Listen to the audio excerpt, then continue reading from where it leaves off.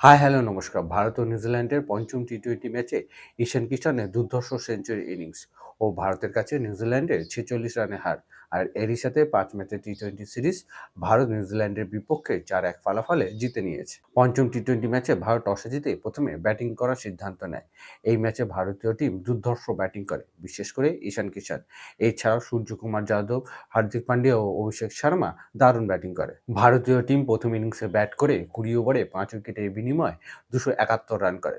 ভারতের এই ব্যাটিং ইনিংসে ঈশান কিষানের ১০৩, সূর্যকুমার যাদবের ৬৩ ও হার্দিক পান্ডিয়ার ৪২ রানের দারুণ ইনিংস খেলেছে। নিউজিল্যান্ড ম্যাচের দ্বিতীয় ইনিংসে ২৭২ রানের টার্গেট চেস করতে এলে ফিন এলেন দারুণ ইনিংস খেললেও শেষমেশ নিউজিল্যান্ড ২২৫ রানে অল আউট হয়ে যায়, যার ফলে নিউজিল্যান্ড এই ম্যাচ ভারতের কাছে ৪৬ রানে হেরে যায় এবং এরই সাথে ভারত নিউজিল্যান্ডের বিপক্ষে ৪-১ ফলাফলে এই সিরিজ জিতে নেয়। এই ম্যাচে নিউজিল্যান্ডের ব্যাটিং ইনিংসে ফিন এলেন ৮০ ও ঈশ্বরদী ৩৩ রান করে। ভারত নিউজিল্যান্ডের পঞ্চম টি-20 ম্যাচে প্লেয়ার অব দ্য ম্যাচ হয়েছে ঈশান কিষান এবং ৫ ম্যাচের টি-20 সিরিজে প্লেয়ার অব দ্য সিরিজ হয়েছে সূর্যকুমার যাদব।